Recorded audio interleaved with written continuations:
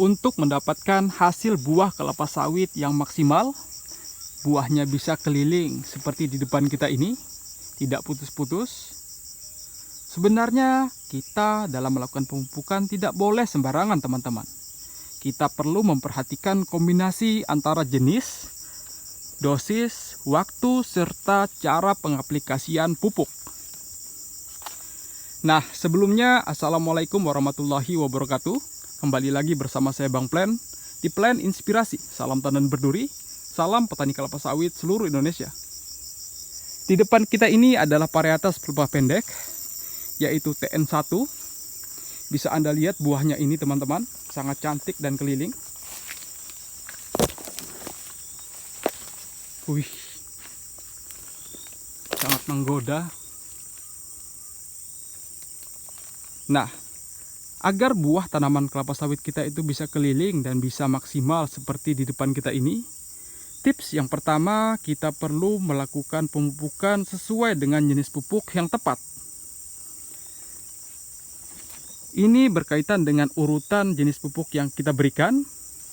Urutan pupuk ini sangat penting karena beberapa unsur hara itu berfungsi sebagai pembuka jalan bagi unsur hara yang lainnya.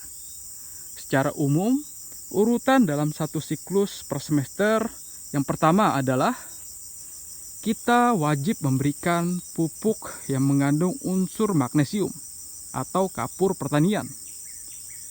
Nah, fungsi dari kapur pertanian ini adalah untuk menetralkan pH tanah agar buah tanaman kelapa sawit kita itu bisa keliling. Kondisi pH itu harus ideal sesuai dengan kebutuhan tanaman sawit, yaitu berkisar 4,5 sampai 6.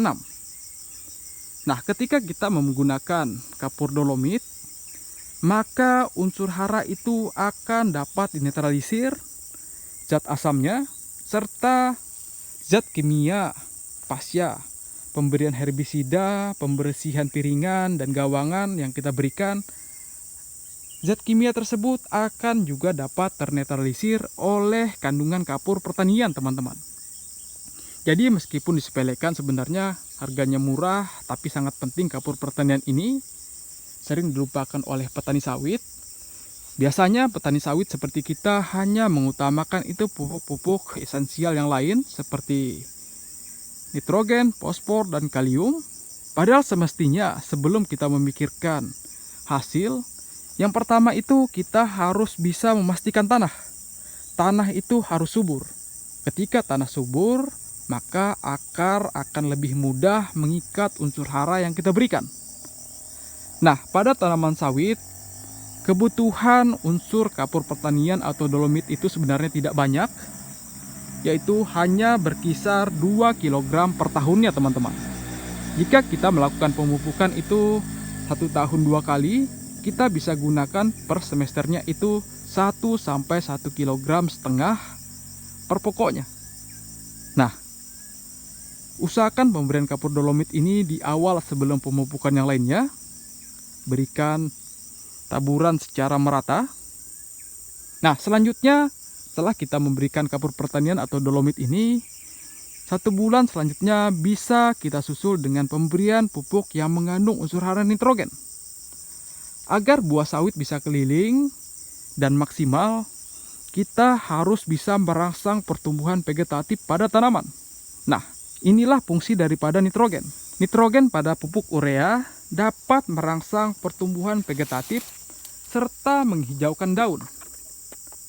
Kebutuhan unsur nitrogen yang dibutuhkan pada tanaman sawit per tahun itu tidak banyak, yaitu 2,7 kg. Jadi sebenarnya jika kita memberikan pupuk urea per semester 6 bulan itu 1,5 kg itu sudah melebihi daripada kebutuhan tanaman sebenarnya, teman-teman. Nah, setelah kita sudah memberikan pupuk yang mengandung nitrogen di dalam urea, agar buah sawit kita itu bisa maksimal dan keliling, 1 bulan berikutnya bisa kita susul dengan pemberian pupuk fosfor. Contohnya seperti RP serta SP36. Nah, pemberian pupuk yang mengandung fosfor ini tujuannya untuk merangsang pertumbuhan akar serta pembentukan bunga pada tanaman kelapa sawit kita. Jadi ketika kita memberikan unsur hara fosfor, maka akan terlihat banyak bunga baru yang keluar. Seperti di depan kita ini teman-teman. Nah, ketika bunga baru ini sudah keluar, dia membutuhkan unsur hara kalium yang tinggi agar proses pembentukan buah itu bisa maksimal. Jika tanaman sawit kekurangan unsur hara kalium, maka akan terlihat kempes dan ringan. Nah, jadi setelah kita memberikan unsur hara fosfor, kita bisa berikan unsur hara yang lain yang mengandung kalium. Contohnya seperti KCl atau MOP. KCl atau MOP ini adalah kunci utama dalam pembentukan buah, agar buah bisa keliling serta berat. Unsur hara kalium dalam pupuk MOP dapat mengatur transportasi asimilasi buah sampai pada titik-titik yang diperlukan. Nah, jadi pastikan yang pertama Anda berikan kapur pertanian atau dolomit di awal. 1 bulan setelahnya Anda bisa susul dengan pemberian pupuk urea. 1 bulan berikutnya susul dengan pemberian unsur hara fosfor. Kemudian 1 bulan selanjutnya tambahkan pemberian pupuk yang mengandung kalium seperti KCl MOP teman-teman. Nah, tidak hanya itu, agar buah tanaman sawit kita bisa keliling, kita juga membutuhkan unsur hara yang lain teman-teman. Pupuk yang kita butuhkan adalah pupuk borat. Borat ini sangat penting untuk mencegah bunga rontok dan memastikan penjerbukan terjadi secara sempurna. Kebutuhan borat pada tanaman sawit itu berkisar 100 gram per tahun. Jadi per semester kita bisa gunakan 3-4 sendok pada setiap pokok teman-teman. Anda bisa terapkan pada ketiak pelepah ataupun di sekitar piringan. Tapi saya lebih merekomendasikan penggunaannya itu di sekitar piringan saya. Usahakan berkisar antara 30-40 cm dari piringan. Karena ketika pupuk kita berikan di ketiak, khawatirnya dapat merusak batang serta merusak perakaran, berpotensi membuat tanaman sawit kita itu tumbang. Kan percuma buahnya besar tapi berpotensi rebah atau tumbang teman-teman. Nah, setelah kita memahami urutan pemupukan agar buah sawit kita itu bisa keliling, dosisnya juga sudah kita pahami berapa yang dibutuhkan pada tanaman sawit agar buahnya bisa keliling. Nah, selanjutnya kita masuk pada cara aplikasi pemupukan yang baik dan benar agar buah sawit kita bisa keliling dan maksimal. Agar pupuk kita bisa terserap 100% oleh akar dan tidak terbuang, kita harus memperhatikan beberapa poin teman-teman. Nah, poin yang pertama, kita harus membersihkan kondisi gawangan serta piringan. Terutama di bagian piringan ini kita harus bersihkan terbebas dari gulma kekayuan. Karena jika piringan ini terdapat banyak gulma, apalagi gulma kekayuan, khawatirnya pupuk yang kita berikan itu tidak sempurna diserap oleh tanaman. Alangkah sayangnya jika pupuk tersebut diserap oleh selain tanaman budidaya, karena harga pupuk sekarang itu sangat mahal teman-teman. Kemudian usahakan jika di medannya datar, beri penaburan yang merata pada setiap jengkal sisi tanah. Pupuk ditabur pada area piringan tepat di bawah ujung tajuk. Nah, jadi jangan khawatir karena sebenarnya akar tanaman sawit itu sudah sesuai dengan tajuk tanaman sawit. Ketika ujung tanaman sawit kita itu 3 meter pada posisi pokok, di bawahnya itu sudah atau masih banyak akar-akar tersier yang tersedia teman-teman. Nah, jika lahan kita itu miring, usahakan buat lubang kecil 4-6 titik di sekeliling batang.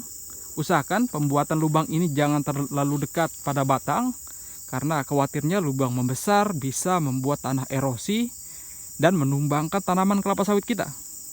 Usahakan di pertengahan antara tajuk teman-teman. Selain daripada itu, usahakan jika ingin buah sawit Anda itu keliling dan buahnya itu maksimal, usahakan lakukan penunasan pelepah dengan benar. Ketika usianya masih di bawah daripada 8 tahun, Anda harus menyisakan songgo teman-teman. Minimal pada tanaman sawit di usia 8 tahun ke bawah itu sisakan 2 songgo. Nah, karena pelepah yang terlalu rimbun itu dapat mencuri unsur hara yang kita berikan. Padahal unsur hara tersebut bukan untuk pelepah, melainkan untuk buah. Nah, selain daripada itu, usahakan Anda bisa gunakan pupuk organik sebagai tambahan. Sesekali berikan pupuk kandang atau janjang kosong untuk memperbaiki struktur tanah, serta menjaga kestabilan kelembapan tanah. Nah, itulah tadi tips yang bisa saya berikan agar buah tanaman sawit Anda bisa keliling. Semoga informasi ini bisa menjadi referensi dan juga bermanfaat. Jika Anda punya pengalaman yang lain, silahkan tulis dalam kolom komentar. Sekian dari saya. Wassalamualaikum warahmatullahi wabarakatuh.